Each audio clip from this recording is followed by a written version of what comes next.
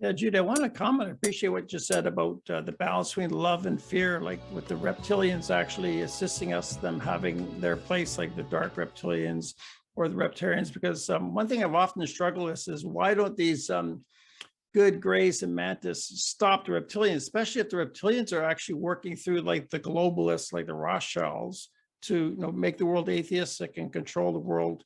Like, why don't the good aliens stop the bad aliens? But I basically thought, well, maybe in the big picture, it's the law of karma. Like in Buddhism, we get the birth that we deserve. We deserve to be in this earth with all the strife because that's our karma. So that's the law of karma would just allow that. So I appreciate you added a bit more to that, saying that they have a place that if it's just all love, what are we going to learn? What are we going to develop? Exactly. And especially on a planet like Earth, that's right down the bottom of the human ladder. So it's one of the most highly polarized planets in the whole universe, very, very dualistic. But that's why it makes such a good school planet. It's a school planet because people have to learn to themselves on that soul level to choose love instead of fear. Yeah, it does make sense. And you can see that all the time. Some people go the wrong direction. They blame the world. They blame the politics, they blame the politicians. They just feed more anger into the world. You see that all the time. So it's a challenge to stay light, stay cheerful, to stay happy, Yeah, that's right. That's right. And by doing that, they create their own karma anyway. Yeah. Yeah. So I appreciate that kind of confirmation. Thank you. Yeah. Good. And Ian, you got your hand up. Yes, hi. So my question is, I mean, because there's a lot of you here that are very spiritual, and what I'm wondering is like, does anyone have any recommendation about like meditation practices that they've used, or like visualization techniques, or just things to assist them in the meditation, and also developing things like telepathy, which I'm very interested in. If you have any tips or advice, you much appreciate it. And I'll open up that question to everyone in the group. But if you want to just comment on that, Judy, go ahead. Yeah, look, I'll go first. With me, it was, as I say, Tai Chi. That was the best advice I've ever been given by the Greys, and Reiki. They told me to study natural healing. And back then in Australia, we didn't even know about Reiki, but I was, again, pushed into it by the Greys, or guided into it. Best thing I've ever done as well. So Reiki and Tai Chi, I've found it hugely helpful and very, very protective. Nice. I'll look into that for sure. And Tom, did you want to answer that too?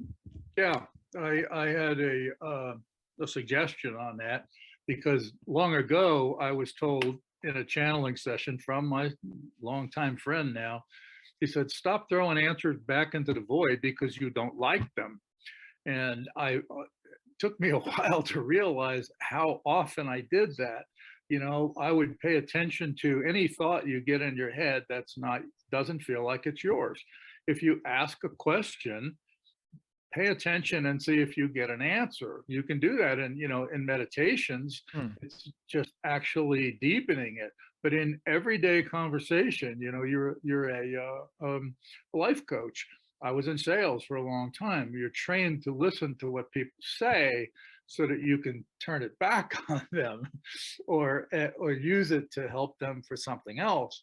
But a lot of times you might get a thought in that conversation, and it's something, go back to what people don't say. It may be their body language. It may be just a feeling you get. When you get that feeling, that's the beginning of telepathy, because you may be getting a thought from them and you just don't really know what it is. So I would say, if you want to start, really just pay attention to everything that comes into your head and question it. Don't just blow away anything. I mean, because when I opened up to better communication, I asked for better communication, and basically I said, well, listen a little bit less selectively. In other words, pay attention to everything that's going on around you.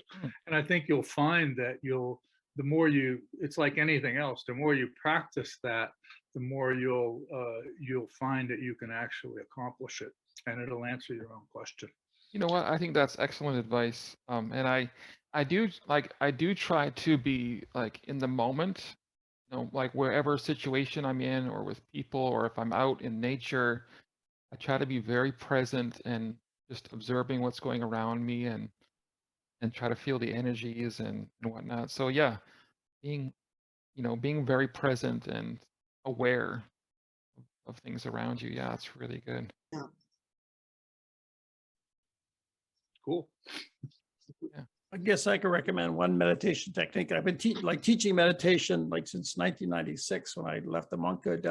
The main technique I use now is the Buddha's teaching on loving kindness called metta meditation, sending friendliness to yourself and others. The main purpose is it's like a solvent to aversion or anger. So whenever I get irritated, I kind of reflect on that, or I might do it for a long period of time. That cheers me up the most. Maybe deals with my adverse side. Yeah. Or Rolf. Rolf, did you want to talk? Rolf's been with us since 1942 with his first gray experience in Germany. Got to get you on, Rolf. Hi. No, I have nothing to add at this time. I think the answers will come usually when you're ready for the answer. Yes, yes, yes, And, yes. When the student's ready, the teacher appears, hey, as yes, they say. yeah. So it's a great meeting, perfect. Everyone is peaceful, friendly, good vibes, very good meeting. Yes, lovely, respectful and lovely. Yes. I agree. So it's good to said. have Rolf here. It goes back to 1935, I guess, Judy, or 1952. So, and he was with the Greys in 1942. So he's the oldest I'm aware of from Switzerland. It's Switzerland and Germany. Yes, well, I have a question to the fellow about the propulsion that they are using. And this is what always puzzled me. I mean, we are thinking they're having a ship with some kind of engine. Okay, maybe they do. But the ones that were in my room, they just floated out of the window, the closed window, and they were going wherever they were going without making any swimming movements or whatever. They just floated out. Yeah. So how do they propel themselves? Well, I think we're talking about two different things. See, I'm looking at this from the perspective of an entry-level, faster-than-light anti-gravity system, purely technical mechanics using a unified field theory kind of scheme. But you're talking about, and Judy, you as well, as advanced beings with incredible mental powers and psychic abilities and stuff that are using and channeling energy. This is well beyond where I'm at, or what, I'm trying to do is like somebody in a aerospace company trying to develop a technology for, as I'm sure they have done to some degree already, using machinery, electronics, electromagnetic fields, and that sort of thing. But what you're talking about is like way beyond, way beyond where what I'm dealing with. I'm like the guy that's trying to invent the first, starship technology. So that's not going to be a lot of spiritual stuff. It's not going to be a lot of, there's no psychic things going on here. It's mechanics, Newtonian mechanics, Einsteinian mechanics, that kind of stuff. So at the same time, to be able to achieve what you want to achieve, you have to bring the spiritual aspect in. Oh, I agree. And in my book, I say that. I say we have to bring religion and science together. And actually, religion is over science. It subsumes science because it's where the science comes from. The spiritual realm. Yes, and it's all to do with vibrational frequency, and this is where the science comes in over religion, because spirituality is to do with vibrational frequency. The higher the vibrational frequency, the higher the level of spirituality. So when a being can move themselves through a window or something, it's like water being poured through a sieve. By understanding that in actual fact, we're made up of atoms and molecules. So we're actually more empty space than we are solid matter, because of the electrons orbiting around the central nucleus. And the ETs can manipulate this by changing the frequency of their actual body. And the ships can do the same thing, which is how they can just disappear in the flash of an eye. They change their vibrational frequency and they operate beyond, way beyond 3D. Yeah, and that's what was going to be my next question, really. Time travel technology and traveling through solids, as they have been said that they can do. Yeah. A spaceship can go through the Earth and come out the other side. Yep. That's pretty advanced technology, but if it's technology of the mind and the, Yes, well, then there's no machine that I can build to do that. that's right. The only thing I can suggest down here is if we can find some way of channeling 0-point energy to operate things. And I think I'm people doing work with that. experiments on right now with 0-point energy. Yeah, that's the key to it. There's an ocean of energy all around us all the time that we could Exactly. tap through. You just have to detect it. Yeah. And I do have a circuit that can do that. Okay. But so there's ways to scientifically, mechanically do the same thing you're talking about Oh yeah. spiritually. So Oh, that's yeah. kind of where I'm at. I am the monkey in this making the first tool sort of kind of area. This is where spirituality and science meld together in oneness. Yeah, but you use the spiritual connection to get the knowledge to build a machine. It just doesn't pop in your head from nowhere. It's kind of come through some sort of a spiritual guidance. I mean, that's sometimes the way it does Einstein just did pop it. into your head because well, like what I know of this is when you use your imagination, you have a direct connection to this universal consciousness or the source of all energy around us. So when you use your imagination, I think this has happened throughout history with people, you know, great inventors and great minds and stuff. They've just kind of tapped into that source and been inspired, you know, with these ideas because it's unlimited potential. Yeah, I agree with that, but it just doesn't pop in from nothingness. It's from a source. So yeah, there's a popping in or a realization or an inspiration, but that's coming from the source.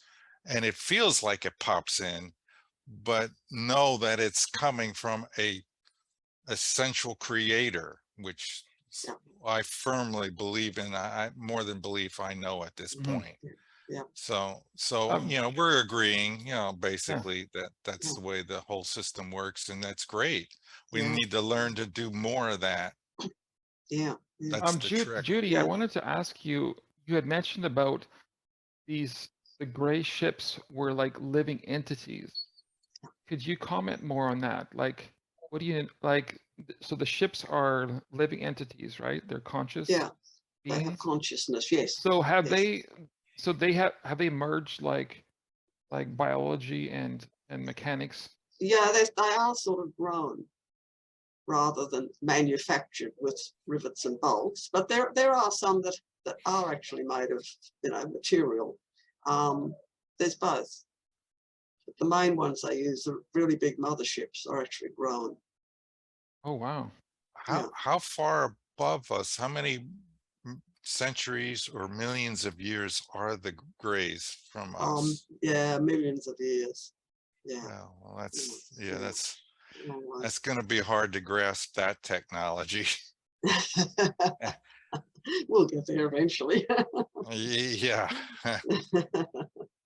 I think Judy made an important point that the ship is conscious. So when you're trying to think, Mark, of how to build a ship, the ship is conscious. like consciousness seems to be part of it. Your spiritual development is part of succeeding on a craft. I think other experiences like Susie Hansen said that you have to be at a certain vibration or higher enough level just to fly a craft yourself, because some experience has been flown them. Yeah. Not just anyone can do it.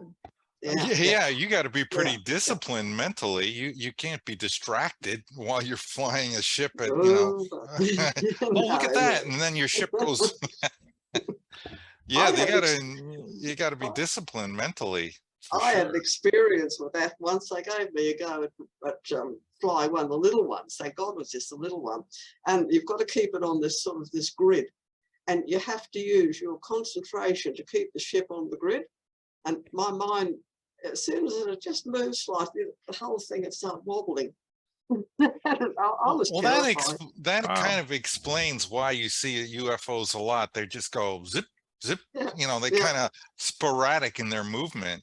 If yeah, it's being yeah, controlled mentally, I could see where that would happen Yeah. a lot. yeah, yeah.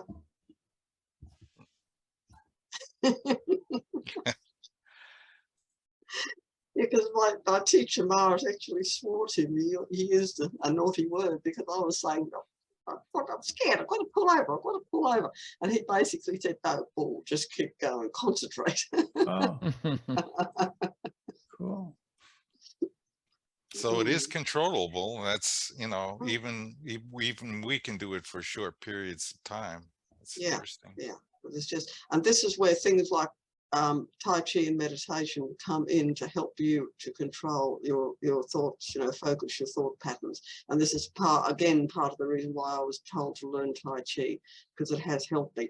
As far as I get this memory through that up there, when we're going to fly a ship, we actually do pre-flight preparation in the form of like a Qigong or a Shibashi or Tai Chi sort of exercise to get our minds in focus, ready to do it. Oh, that makes sense. You know, these in China, right? Factory workers, before they start work, they do like Tai Chi and Qigong. I've done a bit of this over the years, so you really inspire me, Judy. Maybe I should do more Tai Chi and Qigong. Yeah, I think it'd be good for me. You know, I sit a lot. I yeah, just go for yeah, walks, but I don't do much exercise. yeah, And because it's it's very, emotion. yeah, very much mind-focused Tai Chi. It's a Yeah. lifelong practice. And this is why a lot of people started and give up, because it just takes so much mind focus to be able to do it. Particularly the form I teach, it's got 145 moves. It's Yang style long form. So it goes on for about 20 minutes and you just got to keep in mind exactly, you know. Yeah, I did that in 1990s. So I guess it's the body-mind synchronization, right? Yes, The yes, mindfulness exactly. and moving the energy of the body. Yeah, And you talk about dancing in your book too. I've had experience too with dancing. I get a lot of creative ideas. You recommend dancing. yeah, Right? yeah, because again, it brings body, mind, and spirit Yeah. into oneness. Yeah. Okay, Lisa, got your hand up.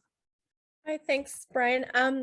Judy, I recall in your book, the Zeta message, that Oris, I think Maurice and someone else had come to visit you in your living room, and you actually were fully conscious, and you were sitting there with them there. And I'm wondering, because I've been around ETs, and it's very, very, the energy is so different from, say, like a human based spirit, that I find that it's really easy for your 3D body to go into kind of fight or flight mode. And I'm wondering how you kind of buffer that or manage that in order to have a communication like consciously, because I find that you know, it's just a little bit, for some folks, a bit frightening perhaps. You know, it could really affect them, even their autonomic nervous system perhaps. So I'm wondering if you have any tips to kind of temper that or like manage it. It's just really a matter of just getting used to it, because yeah, there is a physiological response. Normally, once if you're familiar with the ones you're working with, like I had an example happen to me once. I left my body to go on the ship, and I walked through the back door. I didn't open it. I walked through it and down the stairs, and Morris was standing at the bottom of the stairs, and he was in the whole, the black cape and everything. And when the ships are around, there's a wind, and his cape was blowing. And I felt this momentary sense of panic. Now, I'm quite familiar with him, but I felt this momentary sense of panic, and then I felt this energy come from his heart to mine, and it was like we set up this heart connection, and immediately I was in my grey form, and it was all fine. But it did take me a moment. But yeah, what you were talking about in the book, when Oris used to come to Helene's house, he'd spend time with them, and what they would start to get, and I've experienced this myself, it's like a cold shivering inside your body. It's like an internal shivering. and it can become quite uncomfortable. And if Horus or Mars could see that we were getting uncomfortable, he'd leave. But you know, it takes a little while for that to build up to that point. You can usually manage it. Yeah, that's interesting because I know when I was visited on numerous occasions, I would get that internal, like you're saying, shivering. It felt like Yeah. a internal shakiness throughout my Yeah. body. Yeah. Yeah, that's so interesting. But you know, because I really wasn't like I didn't know a lot about this. I knew that ETs existed. It just seemed kind of ridiculous to think that they don't in the universe. But then when they contacted me in 2019 for the first time that I can recall, and I would be in my late 40s. So again, like I'm a little unsure why they came to visit me and so openly, you know, so that, you know, even in my conscious self, I could kind of see it through the third eye, etc. Yeah. You know, it's really interesting, but you know, it's taken time, but I've kind of processed the kind of the anxiousness and that fight or flight mode. Like it's getting better. So Yeah. who knows if Yeah. they'll come and visit me again? I don't know. It's been a couple years, but yeah, anyway, it was I interesting. think it's just helping us to become accustomed to it ourselves and helping us to Yeah. understand from our grey perspective how the human body reacts to it. Yeah. So that if then contact does happen, we can assure others, look, it's okay. You know, I've experienced this, but it's okay. Don't be scared of it. I think it's more to Yeah. help us firstly to understand so that we then can help others. Yeah, and I remember, yeah, absolutely. And I can recall in one of my dreams, because they were really connecting with me a lot through my dream state consciously, subconsciously. But I do recall one of the last kind of connections was when I was on the ship and we were having a discussion. I can't recall the details, but it was about interacting with humans. And, you know, I recall saying, well, you know, the way you just kind of came into my bedroom and, you know, and I could sense you and, but I couldn't see you. Like I could through the third eye, but other than the third eye, I couldn't see them. And it just kind of was unnerving because your bedroom is kind of your sanctuary and your home is your sanctuary. And I recall saying like, I don't know if that's the best approach. You know, it does trigger us into fight or flight mode. And that's kind of one of the last communications or connections that I had with him. And shortly after that, I could feel them leave, like they were gone. And it wasn't adversarial at all, but it was just kind of like an exchange of information kind of thing. And then after that, they were gone and they haven't come back. I don't know. Yeah. So I think it was just a learning experience that you had to go through to help you to understand more from the human perspective what it's all about and how others are going to react. Yeah, and it did those when I got those downloads, I started reading, I started looking online, and I've really educated myself. I've become even more spiritual than ever, and I think it's just it's a gift like that they came. You know, I'm really grateful for that. Even though it was a little scary at times, I think that there was a bigger learning lesson, like you're saying, for sure. Yeah. I had a question. It's about these motherships you described in the book and the Zeta message, like being on the craft, and there'd be like the desks with grays working like with these instruments on writing on material like yellow, or writing different symbols. And some experience have described these huge motherships, like city size. Like in 1986, there's a Japan Airlines flight, and the captain reported that this huge thing, like kind of walnut shaped, it's got this edge around it, maybe a kilometer across. And the experiencers described it, that's like a landing platform, but from the inside, it would be transparent, just this glorious view from there. Like, what's your impression of these motherships? Like, how big are they, and what's going on in there? Yeah, that's exactly right. They're like cities, and I mean, there's everything in there. You know, there's sleeping quarters, there's the clinics where they take people in for healing and whatever. There's food preparation areas, just everything that you can possibly need. And the fact that all different cultures come on board, so they've got everything. that is required, bathrooms and whatever. Yeah, lifts, Wow. Elevators from one level to another. Yeah. Yeah, yeah. So are they just like above the atmosphere, like 100 miles up, like beyond the atmosphere, and they're cloaked? And maybe the US government's aware of them. They're not telling us. Maybe they know they're there, or they cloaked. Like, Yeah, they are. They vibrate at a higher frequency than we can pick Oh. up on. Yeah. So I wonder how even- many of them are. Like, are they just all over the world? Like Richard Dolan describes this as an extremely covert and, massive industrial scale operation all over the world. Like, how many of these motherships like are up there? Any guess? No, I wouldn't have a clue. No, they come and go, Yeah, yeah. It makes sense that there'd always be some around, sort of just keep an eye on things. I know some experiences have talked about warnings of a major cataclysm or culling of the world's population. Like many contactees have said disturbingly similar things about this. So do you think this will happen before the world improves or before there's open ET presence on the Earth? Well, again, it's just a possibility that people are being shown. Try and, pull your socks up a bit. Otherwise, this is likely to happen to your planet if you don't. So it's more a possibility thing than a prediction. Yeah, maybe it's a warning. Yeah. Yeah, more a warning. Yeah. Okay. Another question I have is, what do you think the relationship is between the ETs involved in our world and the globalists, like the World Economic Forum, for instance, with Klaus Schwab? Like Richard Dolan says, there's this world revolution happening now, like with the changes in the world, and the ETs are also here now. So is there a connection? What do you think? Well, there would be on some level, because there's a connection between everything. Everything actually operates in oneness, so there would have to be a connection. Yeah, have to be. Yeah, I think so. I kind of wonder about that. Like, I thought, are these negative reptilians working through like the World Economic Forum and the Rothschilds to control? Oh, yeah.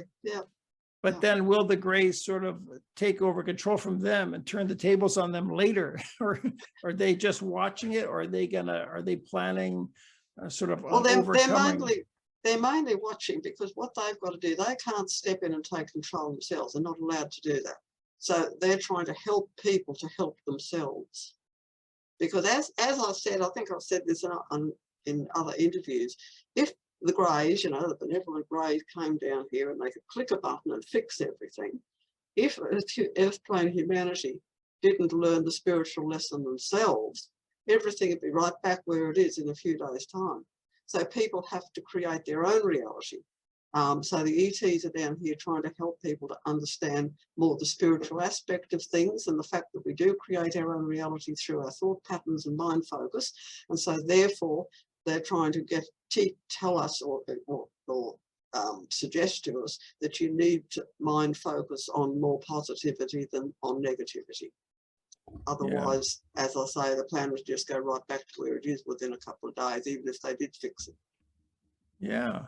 See, my hypothesis, like, I don't know, I just have a working hypothesis that reptilians are working through the Rothschild globalists, and they try to create like an atheistic communist thinking. They try to cut us off from our spirituality. But because they own the mainstream media is perhaps the most powerful tool, the most powerful influence. And if it influences most people, it seems like truth is like ourselves. We're always in a minority, like 20% of the population or less, or 10%, or so it seems like we're losing. Like, how can we overcome it? Seems like such a massive power, and like with the Federal Reserve, they can print trillions of dollars a week, whatever they want to do to bribe and control the politicians they need. Like, how can we develop our spirituality with such an atheistic Hollywood and media? Like, it seems coming difficult. to a deeper understanding. It's understanding is empowerment. That's the bottom line. And what people need to understand is that the negative Repterrans are working through both political extremes, extreme left and extreme right. They're working through both. So just trying to choose the middle way is the key to it. And I agree with that. And understanding that, I think that's historic of them to control both sides, like Republicans and Democrats, like neocons. They control both sides, but it seems like a gargantuan thing to overcome. Like, how are we going to overcome this huge but the power? more people who start to wake up, the more we will overcome it. It's a matter Okay. of waking up. Yeah, I am optimistic, I guess, because I feel that the Greys are there working behind the scenes doing something. Otherwise, it seems pretty hopeless, but I am optimistic. Yeah, it's like, again, another comparison I made in an interview once was, it's like, you know, when you've got a football game going on and the coach is on the sidelines. Now, he can yell and scream and everything from the sidelines, but if the coach ran onto the field and started kicking the ball and playing, the whole thing would be, you know, it'd be stopped. You're not allowed to do that. You can't do that. Yeah, absolutely. You know, you're the coach. You're not allowed to do that. You've got to stay on the side. And this is how it is from the ET perspective. When we pass over and go to the other side between lives, they can help us and educate us and talk to us. But once we take our incarnation down here, they've got to stay on the sidelines. They're not allowed to come in and actually take over. So it's just like a football coach standing on the sidelines watching the team. They can be tearing their hair out. Oh, what are they doing? What are they doing? And I always make the joke, that's why the Greys are bald. They tear their hair out with frustration, you know, watching what's going on. But they have to just stand back and allow it to play, you know, play its course, you know, run through its course. But do you feel they're working through like the rebirth process? Like some Greys can take rebirth as humans, like these star children coming in, and better children are coming in, that they'll assume positions of power. So they're working indirectly that way. Yeah. Yeah, that gives me hope for the future. Like if we can't conquer the top of the you know, New World Order now, maybe future generations will come in with this Grey help. Yeah, that's right. That's right. Yeah, because more and more ETs are doing that. They're coming down here in human form, and see when we can then see from both sides, and we can see more clearly where the help's needed too. Okay. Do you think there's some type of spiritual or political hierarchy, like say from the Mantids down to the ancient Greys, the tall Greys, and the Palladians, the Nordics, and the small Greys, etc.? So if these Mantids and Greys are spiritually higher than the average human, can't they be part of like our spiritual guidance, like a guru or a spiritual teacher? So if in the future, you think so? Yeah, for sure. Oh yeah. I guess that's part of our motivation. Yeah, and as I say, it's often a part of our own selves that is acting as a guide, because we all have a part of our own being on each level of the human ladder. So you might get this angelic being or mantid or grey or whoever coming down here helping us, and it's actually part of our own being from up there. Yeah, that's profound, that part of our own higher self could be interacting with them, and we're already partly there ourselves. That's really a profound thought. Yeah, it took me a while to cotton onto that, because Aura said something about we have 10 lives on each level, and when he said that, I thought, no, that's not right. We have more lives than 10 on each level. But that was what he was trying to say. He was trying to say it through Helene's daughter Kira, and I think she got her wording a little bit mixed up. He was trying to say we have a simultaneous life on every level of the 10, all the 10 levels. That's what he was trying to say. Took me about a year for that to click. Yeah. Okay. Thanks. Anyone else? I've been asking a few questions. There's still 11 of us here. I have a question. Another experiencer that I had spoken to mentioned that when they were on board one of the ships there, that they were teaching a class about telekinesis, just using your mind to manipulate objects. Have you seen that, Judy? Yes. That's one of the things that they teach about up there. Yeah, how to manipulate energy. In other words, how to work with energy. You see kids levitating blocks and things. They start with light plastic things, and then they work their way through to heavier objects. Is that something that we would be able to do, like with practice? Oh yes, yeah. Again, it's mind focus. I can't do it in my earth human form down here, but when I'm up with the ship, I can do it, which is really frustrating. I wish when I was a kid at school, I always wanted to become invisible. I thought, oh, wouldn't that be wonderful to become invisible? And I think on the higher EC level of my being, I knew that I could do it. And I used to try, but I couldn't. You know, with a math class coming up or an English class, and you just want to disappear so the teacher can't see you to ask questions. I have a question for you, Judy.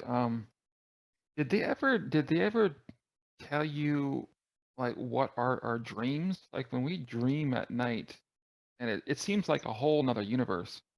Mm, Like when I've like I'll give you some examples. Like I've always had like a long history of like vivid dreams where I've been flying and I've had extraordinary powers. I've had telekinesis in my dreams yeah. on many occasions.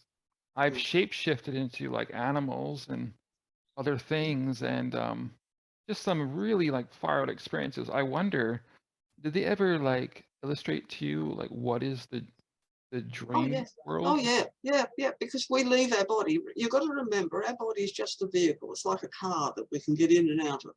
So when we go to sleep at night, we leave the body. So for sure, we can go through to other dimensions and do all sorts of things. I mean, it's just like I go up on the ship at night. It's the same Hmm. thing. I leave my human body in bed and I step out of it. I actually have seen myself doing this in a mirror. So that's what's happening. Some Yeah. some dreams aren't. Some dreams are just processing from the conscious and subconscious mind.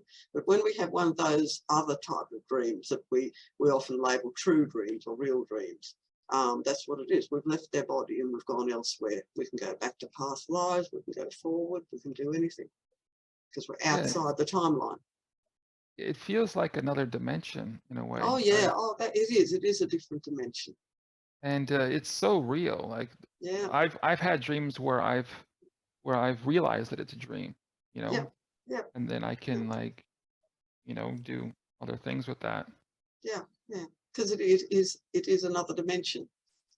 And this is what happens as we evolve and our conscious awareness expands. We'll be able to more easily link into these other dimensions and they will become our reality, just as 3D is our reality now. And I had a girlfriend in the past that was psychic, and she was able to see things in her dreams. So I think dreams have like multi-purpose to them, Yeah, yeah, yeah. Like you can, I think, yeah, you can be maybe even clairvoyant. You can. There's a lot of different uses I think you can have Oh yeah, oh yeah. We can in that learn. We learn a lot in our that dreams. dimension. Yeah. Yeah, oh yeah, yeah.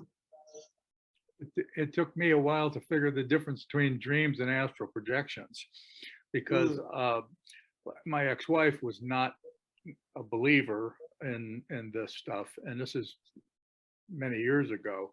But she woke up one day and told me she had a dream. She says, I was out somewhere with you and we were playing with these little snow babies and they were just little babies, she's going like this, little babies. They were wrapped up in little snowsuits and they were kind of flying in the air and they were enjoying it. We were just like floating them. And I'm going, oh God, she went to the ship with me and doesn't remember any of it except the experience of what she experienced. She thought it was a dream, whereas a lot of times I've actually proved this to myself. I mean, I came back with physical manifestations from an astral travel.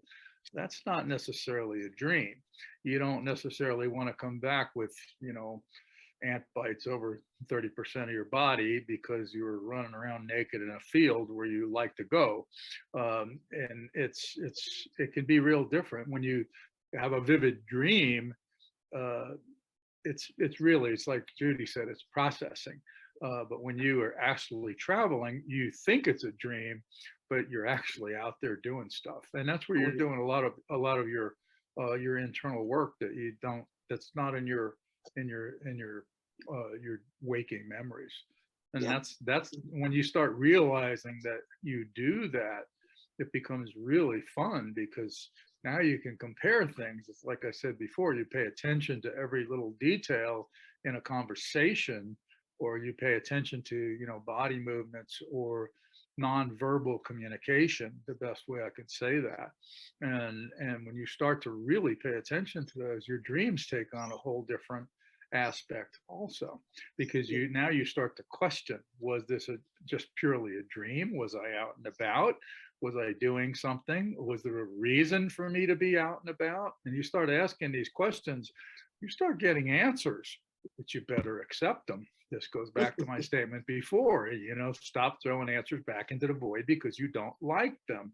we tend to do that with lots of people in normal conversations every day. You know, you don't like what somebody says and you automatically just kind of put that aside. You know, the people that are very open can have a good conversation. But if you get somebody who's your polar opposite, whether it's, you know, your date of birth or your political affiliation, this is a difficult conversation to begin with. So I really like being able to talk to people that I can pretty much say anything to, and not get laughed at or, you know, snide remarks or something. Yeah. But there, you know, I have a pretty good group of people that I talk to, and we're all on very similar levels. So it's easy to speak. You know, but not everybody is as interested in the whole UFO and alien thing as I am. I got 200 books over here on it. You know, people come over here and look at my library and go, I get very mixed reactions to that. You know, I don't read fiction. I read everything is for content. So when I read something on hybrids or hybridization, Miguel Mendonca's books, your books, you know, Dolores Cannon's books, the people that know what's in those, you can have great conversations with, and other people let's go, what's that about? What was it? Was it good? Did you like it? Oh my God, give me a break. Anyway, that's the fun part. You know, I started many years ago paying attention to, you know, everything that raised even the smallest question in my mind. I will ask that question, and you better expect an answer because it's coming from yourself. It's coming from out there. I don't care where it comes from. You know, I really don't. Just if I get an answer, I really do tend to pay attention to it now, whereas in the past, I wasn't so good at that, you know, and that's the fun. We're about the same age. So it's really fun to look back at your life and different parts of it and say, I'm better at this now than I was, you know, but that's learning. And, you know, I'm going to be a perpetual learner till the day I die. And I've got a lot of work to do. And you know, I'm not afraid of that exploding my head.